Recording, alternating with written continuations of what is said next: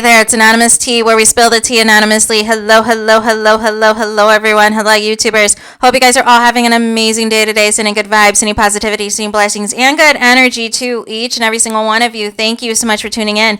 So today we are talking about Puff Daddy, P. Diddy, Brother Love, whatever you want to call him. Nonetheless, he has another accuser, you guys. This is the fourth accuser of sexual assault in the past couple of weeks. This lawsuit dropped the other day, as in yesterday. This is the same attorneys that represented Cassie when she filed her lawsuit a few weeks back. She does not want to go and release her name for fear of what could potentially happen to her, so she is going by Jane Doe. But basically, she is saying about a couple decades ago, she was out with some of her peoples in Detroit and was approached by Diddy's bodyguard, a security guard person, Harvey Pierre, and that basically told her, because she was a minor at the time, that his friend Diddy would be interested in meeting her. And so then he had to convince her to come to see Diddy in New York on his private plane. Once she was there in New York and got to the studio, she is alleging that she was fed, quote unquote, copious amounts of intoxicants, as Diddy and his friend Harvey Pierre. And there was a third man who continued to hit on her constantly and groped her body. Also, it included images of the teen that was sitting on Puff Daddy's lap in the recording studio at the night of the incident. And then after that, the men that were in the same location as this Jane Doe, she was so, out of it, and they got her so drunk and high and everything else became a blur, right? But then she said also that Diddy had led her to a bathroom, removed her skirt, underwear, and then penetrated her from behind. And basically while she hung over the sink, you guys. And then there's a lot of more grotesque details, but pretty much is saying that she was subjected also by the bodyguard to non-consensual vaginal sex, and also violently forcing her to give him oral sex, and also, basically alleging gang rape, right? Also alleging that there were other men that, were watching her and all of the things. And it is just ugly, you guys. It is just ugly. And Diddy's upset, right? Not upset that these allegations are happening, but upset that these allegations are public, right? And they're all coming back to back to back. So he decided to release a statement in all caps, which is already a red flag. And it says the following. It says, "Enough is enough. For the last couple of weeks, I have sat silently and watched people try to assassinate my character, destroy my reputation and my legacy. Sickening allegations have been made against me by individuals looking for a quick payday. Let me be fully clear. I did not do any of the awful things being alleged. I will fight for my name, my family, and for the truth." So here's the thing, you guys. Everybody can't be lying, right? Everybody cannot be lying, and more importantly, it is very telling that none of the A-listers that usually hang out with Diddy, usually like your Swiss Beats, your Jay-Z's, and others, none of them are coming out to his defense, right? None of them are coming out to his defense. Nobody is saying anything against Diddy in support of Diddy right now, except for a couple people who maybe have worked with him in the past that are like content creators. Outside of that, it's crickets, you guys. And 50 is the only one who has consistently called out Diddy over the years, and people didn't take it seriously. They thought he was trolling, but he was in fact telling the truth this entire time of who Diddy is.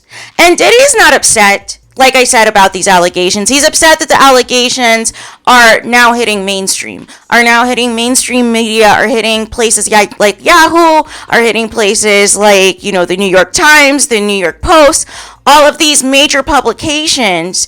And prior to all of this, the Cassie case, he was able to, quote unquote, make people disappear that dared to expose him, right? Because remember, allegedly, even his ex-Kim Porter had a book that she was working on, allegedly, right? And remember, I'll be sure was alleging some things as well, that something was not right with Kim Porter's death. And then he ends up in a coma, you guys.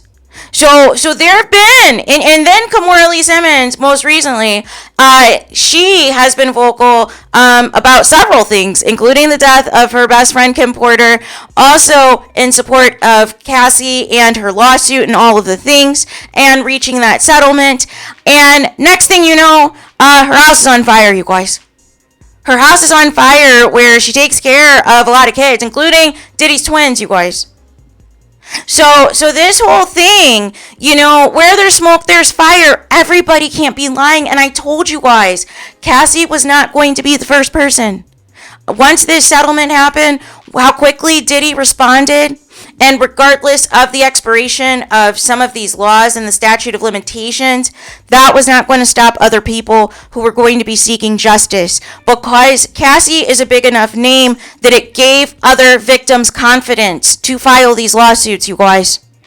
Prior to Cassie doing this, I don't think these victims would have came forward, right? I don't think they would have came forward. But because Cassie was a big enough name, and also within that lawsuit, Cassie was so detailed that it would have been a mistake for Diddy to literally try to take this to trial, because even more information that would have exposed him would have come out of just how disgusting and heinous he is allegedly at these meetups, at these link-ups involving women, involving others, and just, it's very disgusting, right? But this whole thing, and I noticed that nobody was posting Diddy's statement other than Revolt. The same Revolt that basically kicked Diddy out. That is the only place that is reposting his statement, right? Which tells you everything you need to know, that these major companies are going to be, if not already, distancing themselves and or cutting ties with Diddy altogether, because this is just the tip of the iceberg, you guys. And that's why I found it curious that people were thinking that A-listers were going to come out in support of Diddy. I'm like, these details are too specific to where if they came out, they might be implicated too, right? So they're trying to keep low. The same thing that happened with R. Kelly, you guys. The only difference with R. Kelly is he was out in the open with all of his shenanigans, and people turned a blind eye because of the fact that he was a musical genius, right? But in this instance, people are fully aware of what Diddy does, but he has goons. He has people to, threaten you and scare you into not saying anything. So a lot of these claims, they would be out there, but either something would happen to him or to these people making the allegations, or it would just kind of disappear, or they would disappear, right? And that was like another way he had control of all of his artists, owning their masters for so many years, owning their publishing for so many years, until basically it's worth nothing now.